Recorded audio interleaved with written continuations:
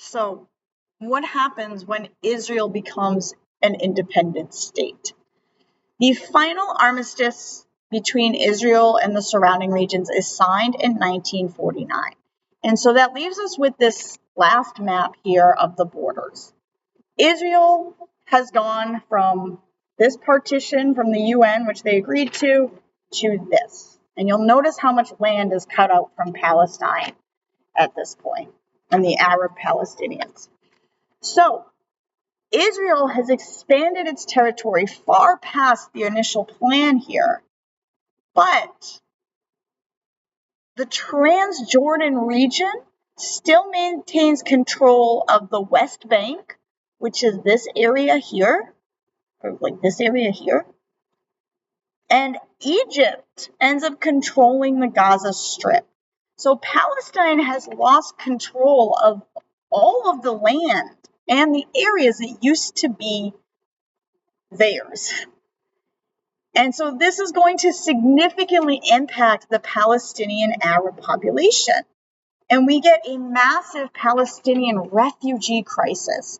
Now, we have estimates here, but the estimates are that between 700 and 800,000 Palestinians either fled their homes or were expelled from their homes during the conflict. Now, again, that's not hard to believe, right?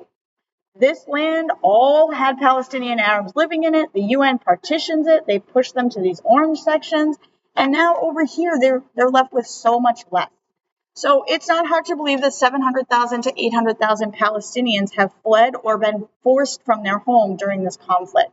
But where do they go? Well, they end up in refugee camps in the West Bank area, on the Gaza Strip, in Jordan, Lebanon, and Syria. Now, Jordan, Lebanon, and Syria aren't on this map, but a lot of them aren't even in their own homeland anymore. They've been pushed into other countries to live in refugee camps. And the conflict, the heart of the conflict, even today, is the right to return. Do Palestinian people have the right to return to their home, or at least be given compensation for their expulsion of their homeland? So that is our conflict between Israel and Palestine, the basic underlying conflict between, when people talk about Israel, free Palestine, the Israeli people. It's not about anti-Semitism. It's about who gets to stay on the land after you fight for it. And that's how wars have always been, right? The conqueror gets to keep the land. So the Palestinian people, to this day, a lot of their conflict is that Israel is their conqueror. But the only reason that Israel was successful at conquering Palestine and fighting off Jordan, Egypt, Syria, Lebanon, is because the U.S. backed the Israeli army. The U.S. was sending weapons and supplies. And again, after World War II, everybody else is rebuilding. There's not as many weapons and supplies. So there is this contention that Israel is not the conquering army. The U.S. is the conqueror through Israel, and that the U.S. and Israel are working together to create unrest in the Middle East. There's also a significant geopolitical division outside of the Palestinian and Israeli people. So the West Bank goes to Jordan, and now Jordan controls the West Bank region while Egypt controls the Gaza Strip.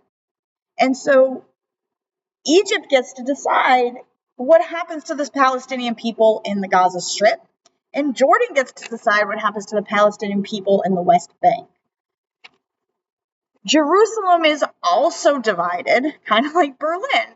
Israel gets to control the western part of Jerusalem, and Jordan gets to control the eastern part. So the Palestinian Arab people have been stripped of all of their rights. The division of Jerusalem lasts until 1967, and then there's another war, which we'll talk about later on, and then Israel takes the West Bank and the Gaza Strip. And that is going to continue the prolonged conflict of Israel with the surrounding Arab states. Most Arab states do not recognize Israel as a nation, which contributes to everything today. Because again, the United States recognizes Israel and supports Israel and works with Israel, but a lot of the Arab states do not recognize Israel as an independent nation. And that leads to a lot of fighting. And there's also the unresolved status of the Palestinian refugees, especially in the 60s and 70s, that are going to continue to lead to conflict, which we are still seeing today. And again, a lot of this, it's so complicated. It's so hard to say.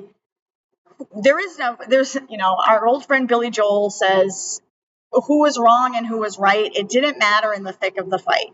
You can't definitively say for anything in history that this person was definitely wrong and that person was definitely right. There's always so many causes and effects.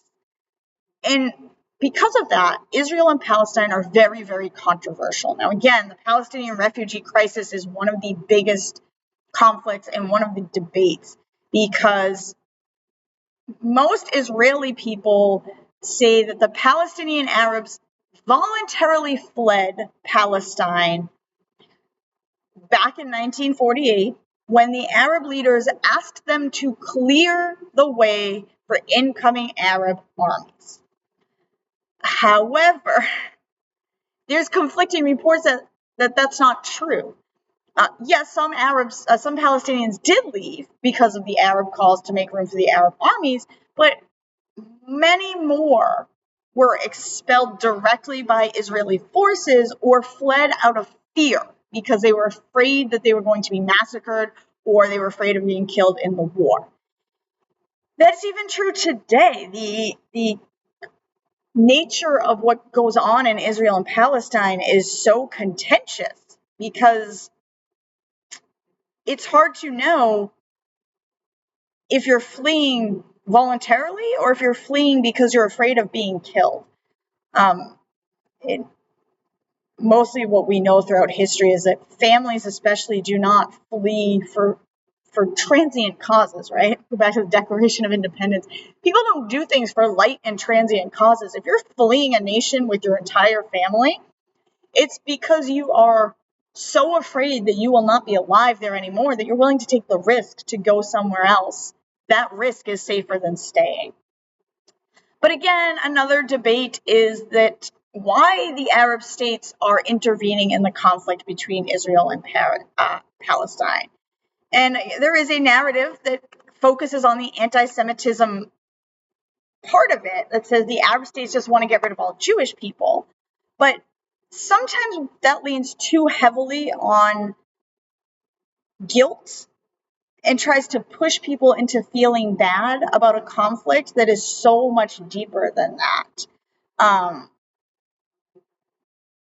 Again, this area is contentious because it's different religions, and there's always been issues between Christians, Muslims, Jewish people. Like that is as old as religion. Not every Arab state is going to be anti-Semitic. They're not driving the Jewish people out because they're Jewish. A lot of them argue that they're driving Jewish people out because they are interested in the territorial gains that they will get if Israel doesn't exist. Again, Israel is also supported by the US, and if the countries of the Middle East or SWAN are not thrilled with the US, this is going to make them not thrilled with Israel as well, and that's going to lead to more animosity. It is hard to determine that narrative there about why different Arab states intervened. I don't think we'll ever have an answer for that, which is true about so many things, but you can continue to explore that even today. I think it's important that you know what happened between that region and those countries as basically as you can, so you can understand even today where we're at. And there are a lot more wars, but we'll talk about those later.